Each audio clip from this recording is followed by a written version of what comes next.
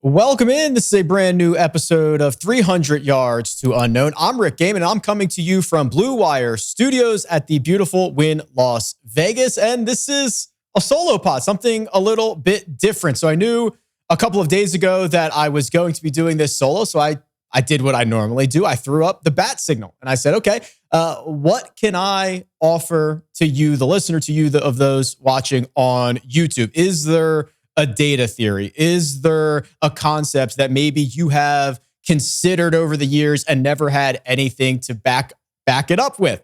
I was overwhelmed by the response. So I got a ton of questions. I got a ton of comments. I got a ton of ideas. So this is probably going to be something that we're going to have to do multiple times here in the future. But I narrowed it down to the ideas and concepts that I thought were timely, that I thought were valuable, and of course that I could actually investigate. You know, there were a lot of really good, almost borderline golf conspiracy theories that I would have no way of investigating with data or anything that I have access to. So maybe we'll put those on the back burner and we'll come back to them at a future time. But I have narrowed this down, and quite honestly, this was a lot of fun.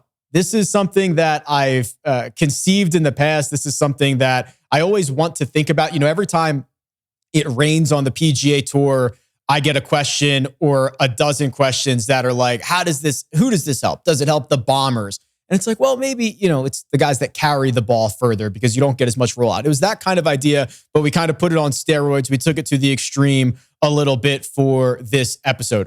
If there is something that you take away from this, or that jogs something in your brain that you would like me to investigate in the future, maybe this becomes a little bit of a running segment. So feel free to tweet it at me.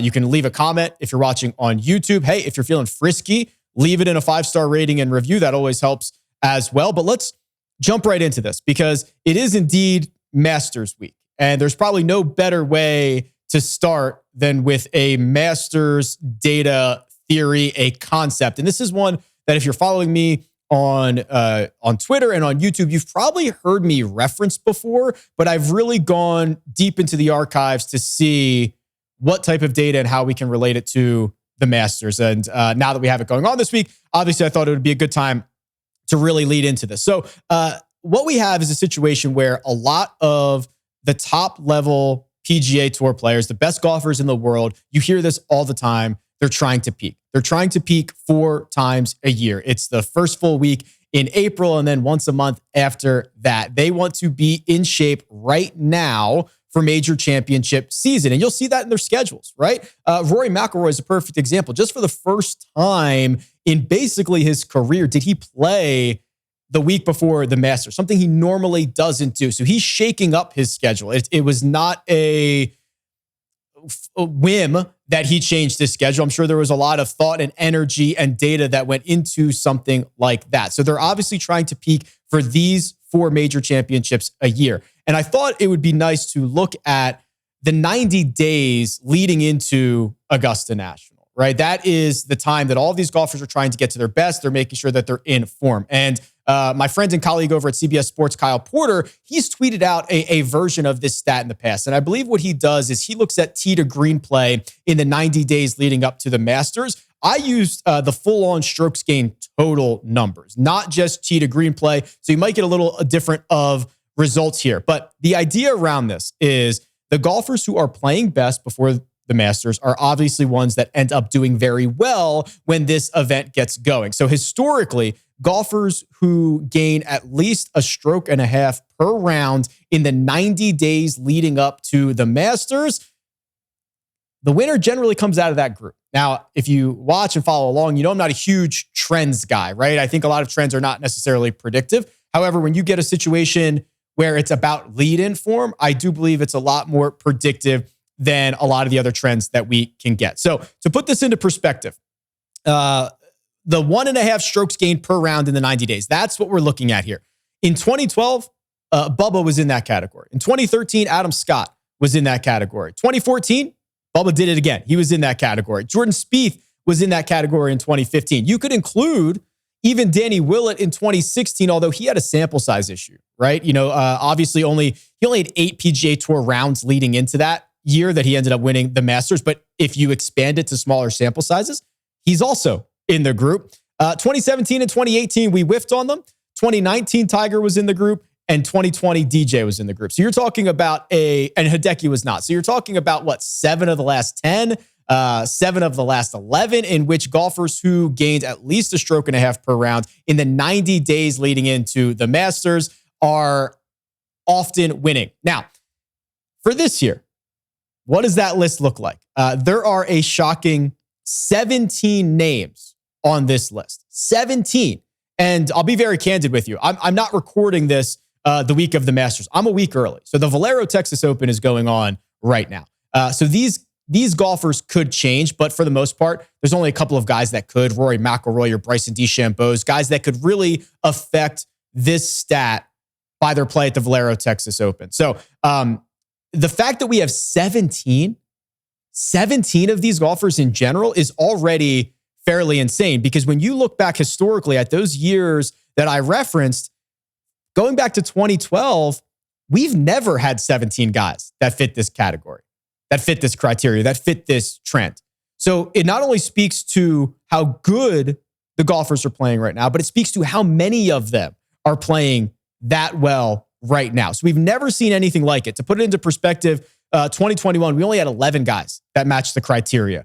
The next highest, 2012, we had 16, but generally it's much fewer than that. So we've got a depth of tour where all of our best players are playing at their absolute best right now. So 17 golfers. Who are they? I can run through these. The names kind of make sense, right? The names make sense. Adam Scott, right off the bat. These are alphabetical. These aren't numerical. So don't hold me to it. Adam Scott, Cam Smith, Daniel Berger, Hideki Matsuyama. Hideki's playing better right now by a mile than he was in the lead up to his actual victory last year in 2021. Remember, he wasn't really keen on the state of his game leading into the Masters last year, getting a much better version of himself right now. Joaquin Niemann, Jon Rahm, Justin Thomas, Matt Fitzpatrick. Those shouldn't be much of a surprise to you, right? Joaquin's already won this year. Jon Rahm has been contending week in and week out for an entire 12 months. Justin Thomas is in there, and then Matt Fitzpatrick, who has not yet hoisted a trophy in this 90-day window, but he has just been piling up top 10 finishes. No surprise to see any of those names on that list. Then you go down to Patrick Cantlay, Rory McIlroy, Russell Henley, and Scotty Scheffler. Yeah, Scotty's the hottest player in the world. Scotty's a new number one. Takes the throne, takes the crown away from Jon Rahm. Of course, he's going to be on this list.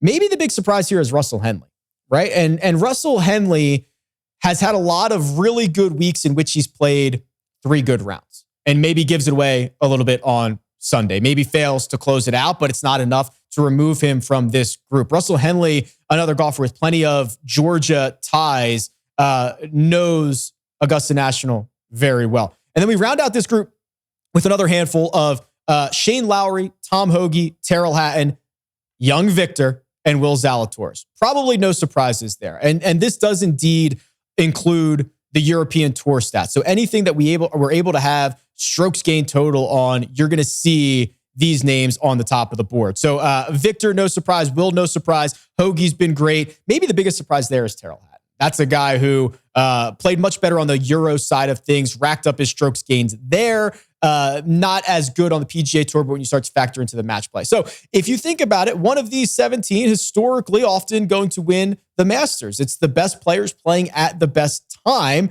And these are the names that we're seeing. It's deeper than it's ever been.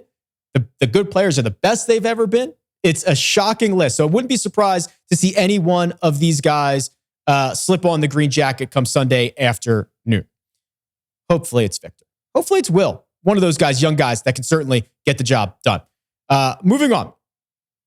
Mark Fox asked about what I consider to be a Frankenstein golfer. A Frankenstein golfer to me is one that we piece together, right? Little Dr. Frankenstein action, right? The monster's name wasn't Frankenstein. The doctor's name was Frankenstein. So we'll play Dr. Frankenstein here. We'll piece together the best golfer that we can. So Mark Fox says, thinking out loud here, but if you wanted to create the optimal golfer, what percentage of strokes would be gained across all 4 strokes gained categories? He notes there's a few different angles on this, and there's probably more than a few, Mark, but I agree with you.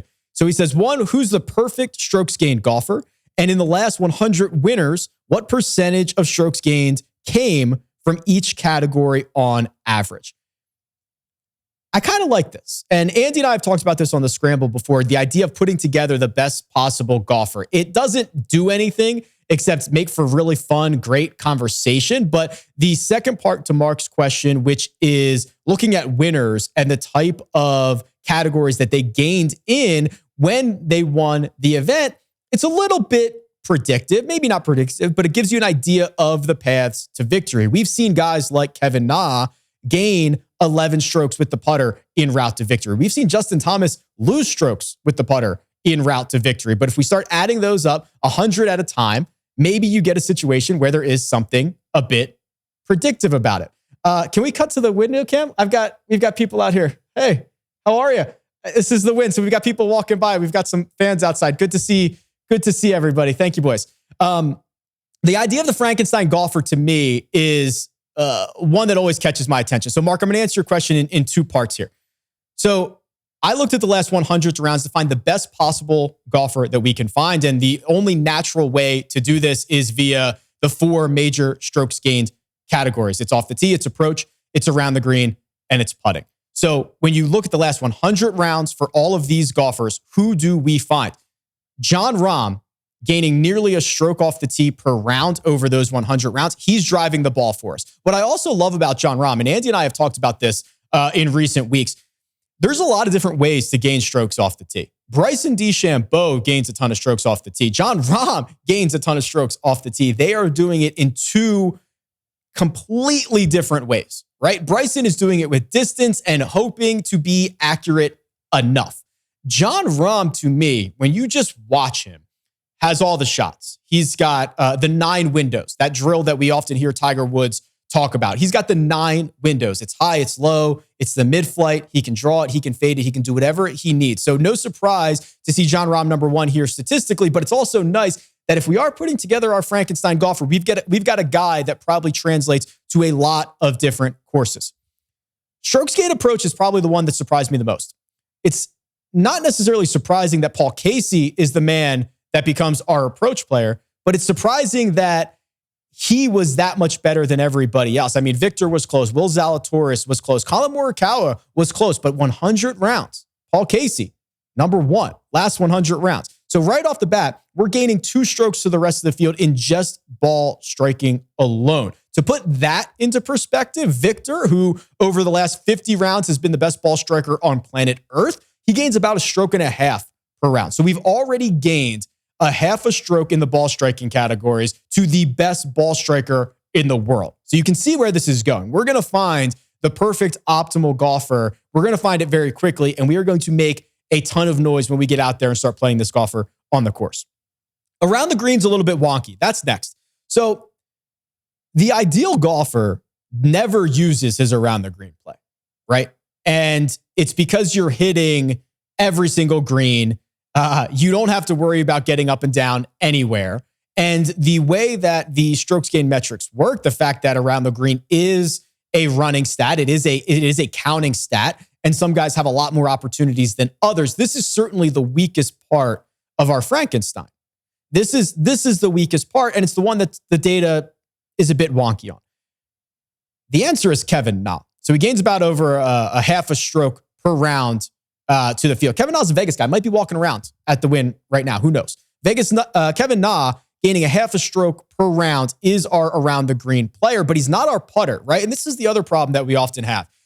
Most analysts want to lump in putting and around the green game and call it short game, which I agree with. I get it. But to say someone like a Victor Hovland has a weak short game it's not true. His around the green metrics aren't good, but he's a great putter. Very consistent putting stroke, gains to the rest of the tour. So it's not necessarily fair to lump those two together. So our putter, and boy, if we were playing in the Ryder Cup, we'd be able to summon quite a bit of magic here, is Ian Poulter. Ian Poulter gains just over 2/3 of a stroke per round. So just to recap, Jon Rahm, Paul Casey, Kevin Na, Ian Poulter.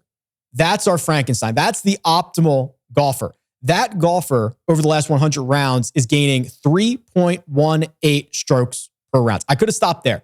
I could have stopped there and said, Mark, I've got your answer. Here's the optimal golfer. But 3.1 That number, it stuck in my brain. I was like, what do I know that number from? What do I know 3.18? That's a huge number. And of course, that's the average strokes gained per round for Tiger Woods alone in 2009. Think about that. I just went through the last 100 rounds and I cherry picked the best golfer from every single aspect on the PGA Tour. That golfer is the 2009 version of Tiger Woods. It's absolutely insane. And I love that we have a little bit of a comp here because 3.18 strokes per round wins you a lot of golf tournaments. So for example, Tiger Woods played 17 events in the year that he was the optimal golfer by himself. He won 6 of those, 6 of 17, over a third of the time. He's the one hoisting the trophy on Sunday afternoon. In those 17 starts, 14 top 10s. Think about that. 3 times in a year, Tiger Woods did not finish inside the top 10. It's bonkers. And it makes sense when you start realizing how head and shoulders above the rest of the field he was. This is not, it's not a Tiger Woods dedicated stat, right? It's just, there's so many stats that we've become immune to and so many things that Tiger Woods has done that we've become immune to because what he did was not human. So hopefully being able to pick out the best golfer in every single aspect and realize that that's Tiger is nuts. The sickest part about that, 3.18 Tiger Woods, not even the best version of Tiger Woods. The 2008 version was even better, 3.8. I was going to say it's hard to quantify how much better Tiger Woods was than the rest of the field in those years. It's not that hard to quantify. It was by far the best. No one was even close. And in today's modern game, which I admit, it's deeper, right? Everybody's better. The 100th best golfer is better now than he was when Tiger Woods was in his prime. He's still way better than that. It's just, it's shockingly scary stuff to look at. The second part of Mark's question, which I appreciate, is looking back the last 100 winners. Now, this is a bit weird because it takes kind of putting weeks, usually guys to putt well, putt over their baseline to actually hoist a trophy. So I did. I went back and I looked at the last, it was actually more than the last 100 winners. It's all of the winners since 2008. So it was quite a few, obviously. And it was only the measured round. So obviously on the PGA Tour, not every event is measured. They don't take the lasers everywhere. We don't always get the major championship data. So this is just the absolute measured events where we've got every shot and we can attribute the strokes gained to every single one of these categories. And the average winner since 2008 obviously gains across the board. No surprise there. You're going to see a golfer who's playing well is going to win. 18% of the strokes gained have come off the tee. 34% have come on approach. 11% have come around the green. And 35% have come with the putter. So the two that stand out, approach and putting. We talk about that a lot, right? And that passes the eye test. It passes the sniff test. If you were to play 1,000 rounds over time, having the skill set off the tee of Rory McIlroy or of Bryson DeChambeau or of Jon Rahm gives you a huge edge because you're hitting so many shots. But over the course of 265 shots, over the course of 4 days, a very, very small sample size, approach and putting are the key. And that makes sense, right? How you have to be an absolute ceiling golfer to win a golf tournament on the PGA Tour. You have to be. There's no doubt about it. You have to have a ceiling week. The ceiling weeks often come from guys who are throwing darts and then rolling the putts in. It might be guys like, Bryson has won events where he's gained 5 or 6 strokes off the tee.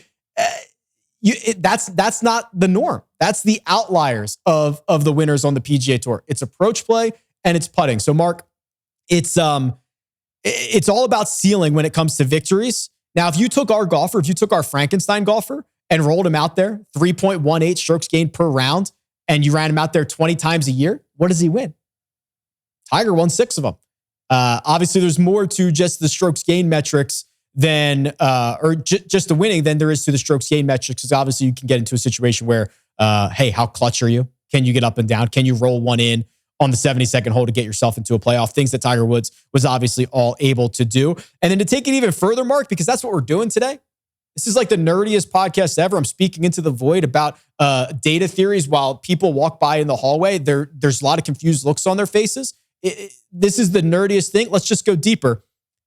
I tried to find some golfers that matched that match that average winning profile. So guys that gain maybe a third of their strokes on approach and a third of them with the putter, and they're good off the tee and they're good around the green. The one that stands out, the closest profile I could find, Sam Burns.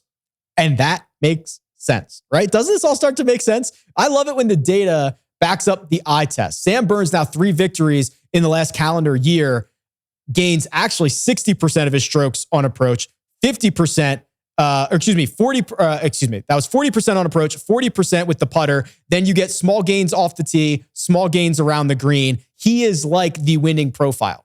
And when he has ceiling weeks, he's going to win. That's why I've been so excited about Sam Burns for 18 months, because he's the modern player. He's the guy. Couple other notables. Seamus Power, believe it or not, is quite well-rounded, and you do get positives on approach play. You get positives with the putter. DJ is also on this list. Louis Oosthuizen, Patrick Cantlay also on the list as well. There are just guys that have the upside. I looked at Xander Schauffele. So Xander Schauffele is kind of interesting. He gains a good bit off the tee, a good bit on approach, or at least of his strokes gains compared to his own baseline. But he's too well-rounded. And I talked about this a lot during the match play. Xander's floor, incredibly high. He's too well-rounded almost to tap into the ceiling, which is what you need to actually win. It's a really jarring statistical breakdown when you realize what it actually takes to hoist a trophy.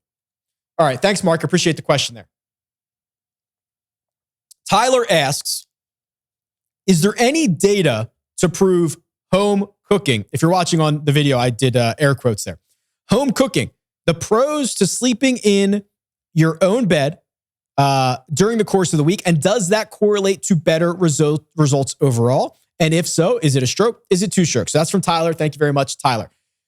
This one was probably the hardest one, Tyler, because we've got a situation where, what do I define as home cooking, right? Do I say it's where you grew up?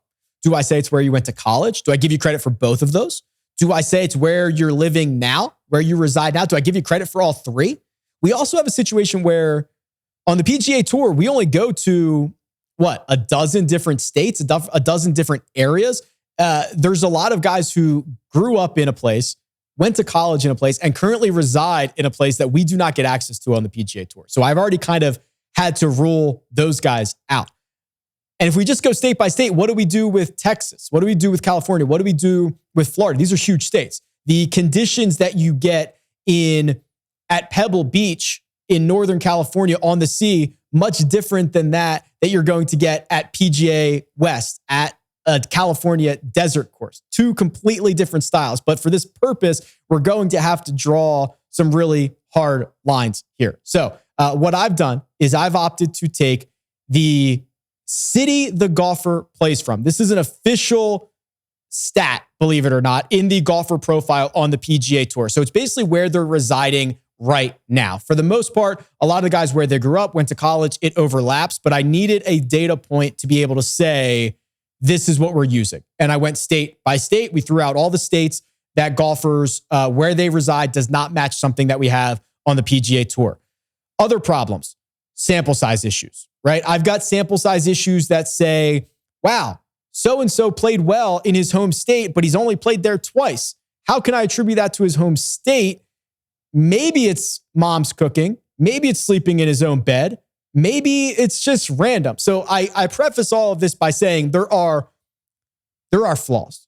There are flaws in this. And what I ended up doing is taking the strokes gained metrics for the golfer's home state and compared it to their overall baseline to see which golfers are best benefiting from Tyler's home cooking. 146 golfers qualified for this. You can imagine I had to throw out all the non-Americans. I had to throw out all the guys that don't have a tour stop in their home state. Of the 146 golfers, 71 gained strokes in their home state. Strokes gained home cooking. 71. That's less than half. 75 of them lost in their home state. I could stop right there. Maybe there is no home cooking, right? Maybe that doesn't exist because we've got you losing in your home state more often than you are winning in your home state. The biggest winners of strokes gained home cooking. This is kind of, I don't know if this is surprising or not. Webb Simpson in North Carolina. Webb Simpson in North Carolina makes a lot of sense, right? So he gains 2.2 strokes per round in his home state. Everywhere else, he gains 1.2. It's nearly a full stroke better in the state of North Carolina than not in the state of North Carolina. Tiger Woods in Florida. See, Tiger gets credit for Florida. Maybe he should get credit for California. No. In this exercise, he gets credit for Florida. He's a stroke and a half better in Florida than he is in all his other states combined. Jordan Spieth in Texas, big gainer, a stroke better in Texas. Patrick Cantlay, this is actually kind of interesting because Cantlay has historically struggled in Florida. You get him in California, he is rocking and rolling. Not as big of a gainer as Spieth, not as big of a gainer as Webb or Tiger, but he's about a third of a stroke better. Gains 1.7 strokes per round in California. And I'll make all this data available in some way. Maybe I'll put a link in the description. You guys can have at this and mess around with it and figure it out yourself. But Cantlay and Morikawa come out of California as big winners. Looking at some of the larger sample size guys. So what I did is I also wanted to kind of rule out sample size issues. If you start to say, hey, at least 10 rounds, Nate Lashley's great in Arizona compared to his baseline. So there might be something to it. And I do think there are ecosystems, especially like here we are. We're talking about strokes gained ecosystems. This is fairly insane. The Arizona ecosystem is a unique one, right? And you could also cross that over to the California desert. But the desert vibe and desert golf, that's a thing. And reading greens with mountain complexes behind and trying to figure out what to do if you are playing out of the rocks and the gravel and the cacti, like that's a real thing. So I do like it when you have a very specific kind of ecosystem and you see golfers that are finding really good success in those areas. Let's move on. Chalk bombs. This is from Andrew. Andrew DM'd me this. So Andrew says, hey, Rick, love all your content. Appreciate you letting us bounce ideas off of you. Yeah, I mean, this is creating great content for me too, right? So I really appreciate it. Not sure how doable this is, but would be interested to see what percentage of the time chalk hits. Chalk. How do we define chalk? And Andrew's already aware of this. He says, I'm not sure how you define this, but perhaps we can look at the percentage of top 10 finishes. And he says, this is where things got really crazy. I was like, Andrew, this is doable. I'll just look up the ownership percentages on DraftKings and I'll compare it to their finishes and I'll be done with this in 5 seconds. Andrew kind of threw me through a little bit of a twist here. Because he says, when meaning chalk, I'm not just looking at 20% or more total owned, but looking at players that are 25 to 50% higher owned than the other players in their tier. Andrew's putting me to work. I guess that's what I asked for, right? I asked for Andrew to put me to work here, but he's putting me to work right now. I've got to do a lot more calculations here. He understands that it's not just blindly following the chalk, but we've got to compare it to the rest of the peers. And he says, does fading chalk over a larger sample make you money? Obviously, in any given week, it gives you leverage, but over time, are you just plus EV blindly fading chalk? All right. Andrew, thank you. Much appreciated. This took me a lot longer than I originally anticipated. So there is kind of this theory around ownership, especially in golf, which is an entirely unique sport, that anytime a golfer gets to like 27% owned, you should probably just be avoiding it, right? That's kind of the theory that's out there because golf is such a volatile sport, such a random sport. It is played in different conditions and different courses every single week. And we've got golfers where they're independent contractors. They do not, or they're not required to disclose any injuries or anything in their lives that could give us any more information. When you compare that to the NBA that has a built-in injury report system that plays on the same dimensions of playing area every single night, where you have common opponents and guys aren't skipping Maybe they are, a little bit of load management, but like we have golfers go 5 weeks without playing. It's just not comparable to really any other sport. So the theory is basically 27% or more, I'll find a different path. I hate to admit this. The data doesn't back it up, right? So here's the data. And what I had to do is, again, I had to draw some lines here. I looked at all of the ownership and I broke it down by tier. So it was the $10,000 tier, 9,000, 8, 7, and 6. And then I said, if you are 8% more owned than that tier, or I'm sorry, if you are 8% more owned than the tier average ownership, you are chalky. That's where I drew the line. There are flaws. I'll give you the data. You can mess around with it all you want. That's where I drew the line. So it basically ended up being 380 guys out of about 10,000. So the chalkiest 4%. The chalkiest 4%, our sample size of the chalkiest 4% is 379 golfers. 70% of the time, they gained fantasy points, right? So fantasy points gained. If you're talking about what the average fantasy points were, did they score more? They gained. Did they score less? They lost. 70% of the time, they gained fantasy points. The non-chalk in those tiers, the non-chalk only gained 1.5 fantasy points per start. The chalk gained nearly 17 fantasy points. Not a good start for our blindly fading chalk theory. Go a little bit further. I was like, I've got to find a scenario in which blindly fading the chalk is going to be of value, right? I've got to find it. So I was like, what about expensive chalk?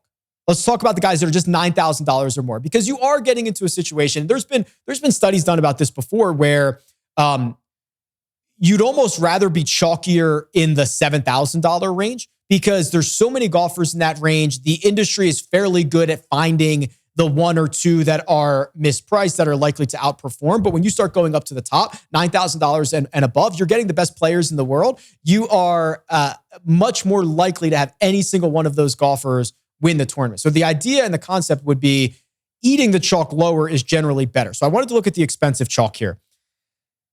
It kind of gets worse, right? So 8%, the chalkiest of the expensive guys are gaining 31 fantasy points to the rest of the field. It's getting bigger. It's getting even bigger. What I also did is I looked at the contrarian side of it. I said, okay, what about the expensive guys that are less than 1% or less than 0% owned, a negative to their tier average?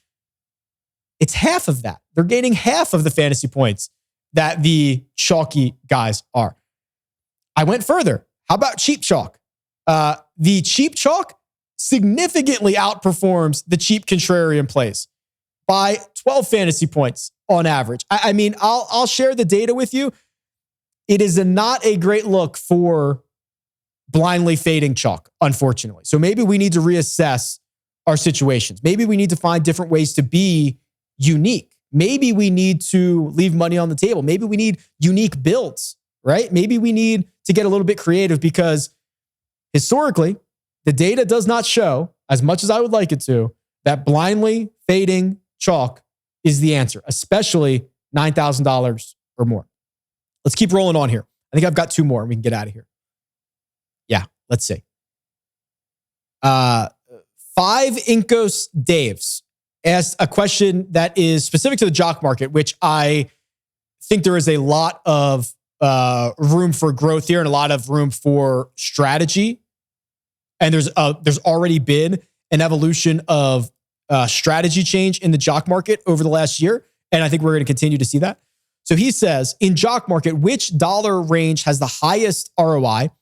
And is there any way to identify potential gainers with previous weeks stored in strokes gained data? So we can talk about that. And that's something that's probably a larger conversation for later. But I do have, and I'll actually, so this is actually a page that's on RickRunGood.com. There is a jock market tool. I actually have a page built in that's hidden for this exact question. I'll just make it public. So there'll be a tiers tab at the bottom if you want to check this out. But the idea is I, again, went through every single tier of the IPO, the initial player offering. So that's when you can bid on these shares of golfers. And what we saw when jock market was brand new in the summer of 2020 is that the market was willing to spend $10, $11, $12 on a share of a golfer. And what they found is a lot of times that golfer does not always outperform its expectation. And now what we've seen in the last year or so is a shift to buyers, to bidders, starting to target the $5 range, the $4 range, the $3 range, where they can find what they perceive to be the best ROIs. Is that true?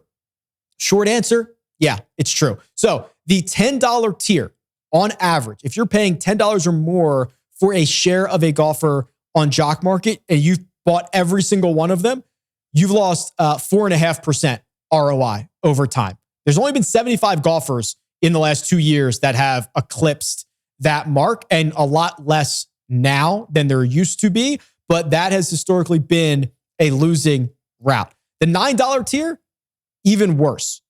You're losing 9.7% over time if you bought all 84 golfers who have ever IPO'd in the $9 range. 8, same thing. You're down 5%. The top end of this has not necessarily been good enough. And that's why we've seen a shift in the marketplace where people are saying, okay, I'm no longer going to pay $13 for Jon Rahm. If I get Jon Rahm at $8.50, fine, great, dandy, but I can't pay $13 for him anymore. The $7 range is actually the first of the profitable ranges. So if you've bought every golfer in the $7 range, all 284 of them in the history of the Jock Market, you're up 2.8%. You're probably outpacing the NASDAQ in the last 2 years, right? Maybe not 2 years, maybe the last year. Trust me, I'm aware. The $6 range, you're a loser. Again, you're down 4.7%, but the $5 range, the $4 range, the $3 range, and the $2 range are all winners. If you've bought every golfer in all of those ranges, you are killing it. And it makes sense. This is the only market in which finishing 40th or better can make you money, as long as the golfer outperforms their expectation. And then you get the situations where, I don't know, some random guy wins the golf tournament, right? Robert Streb wins, Brian Gay wins, Jim Herman wins, and you have created like a 2,000% ROI. Anirban Lahiri finishes second at the Players. They're all coming from these ranges. So to put numbers behind it, the $5 tier, if you've bought every single one, you're up 4%. The $4 tier, you're up 5%. The $3 tier, you're up 3.5%. The $2, the penny stocks, you want to go down, be Jordan Belfort, be the penny stock king, you're up 18%. It's by far the best. If you've bought all 2,000 golfers in the $2 tier in the history of Jock Market, you are up 18%. You are outperforming blue chips, my friends. You are outperforming blue chips at that rate of return. So I'll make this all available. So it'll be on that Jock Market RickRunGood tool, which it'll then update every time I load more data in, it'll update itself. So this will continue to update. I'll add like an $11 tier as well, just in case people want to see that, but there's probably not many instances of it. But a really clear-cut case for staying in the $5 or below level of the Jock Market, playing it every single week, and just piling up your wins over time. Last one.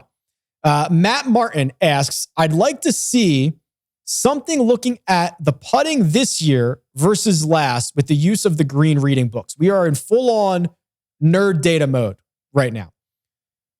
Seems like it's affecting some guys more than others. Colin Morikawa is someone that comes to mind. So this is also a little bit difficult for me, Matt, because again, small sample size for 2022. We also cannot necessarily attribute all of the gains or losses for the calendar year to the greens reading books. We'll never know. We'll never know who's putting better or worse and why. But you want the data? I've got the data for you. I required that this is obviously measured events where we have all the strokes gained putting numbers. It is a minimum of 20 rounds in 2021, a minimum of 20 rounds in 2022. It is not season, it is year. And it's year because January 1st is when they instituted the green reading book ban. Okay, so that's why we've drawn the lines. Pure on best improvement, Austin Smotherman.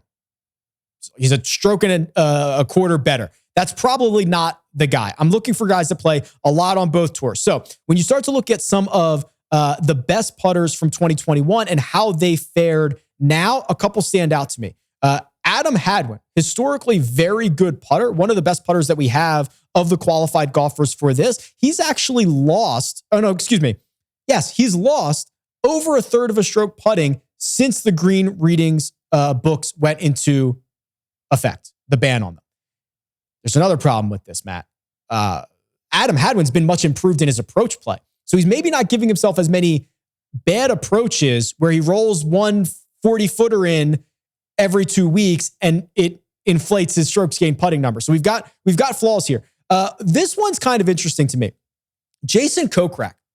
So Jason Kokrak was one of the best putters in 2021. He is now tour average. He's down about 0.6 of a stroke per round. That adds up very, very quickly. And I think this is probably the biggest one that you could, in theory, attribute to the greens reading books, because he was such a good putter, kind of came out of nowhere. Nothing else really changed. Maybe it's just a small sample size of 29 rounds for Jason Kokrak in 2022. But that, to me, that big of a drop-off I think is closer to being an effect of one single aspect like a greens reading book. A couple of notables. Sam Burns, great putter in 2021, almost exactly dead on his average in 2022. He has seen very little change. Dustin Johnson, down just a little bit. Great putter in 2021, great putter in 2022. Let me get a couple of notables in here because you asked specifically about Colin Morikawa. Colin Morikawa has actually gotten better in 2022. So maybe, and it's hard to attribute this to the ban on green reading books, because maybe it's freeing him up. Maybe not looking at the slope, and maybe that is freeing him up to use a little bit more feel, but he's such a young player. There's going to be a lot of volatility. There's going to be a lot of change in his metrics over time.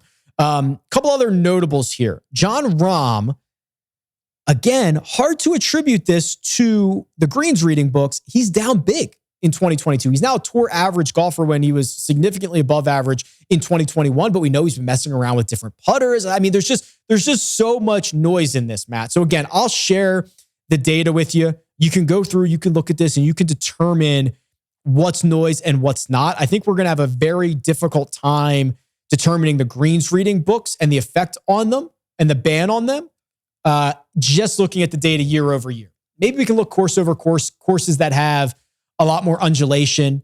Maybe guys relied more on the greens reading books.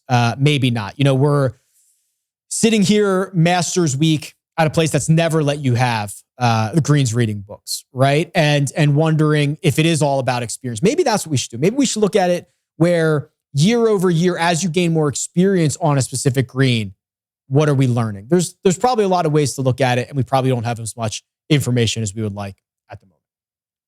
I'm going to put a pin in it there. That was me speaking into the void for 45 minutes about super nerdy, in-depth data from the world of golf. The dozen of you that hung tight till the end probably really enjoyed it, but I enjoyed the research process. So if there is anything else, and I've got 5 or 6 items listed out for kind of next projects, send me some information. I've gotten a couple that are I've got a couple that are going to take me a year to do the research on. Like, they're that in depth. Don't be afraid to send those over. I'll include them in a future episode. We'll figure it out. Maybe we'll make a series out of this. But golf, data, love it. And we'll continue to dive into it.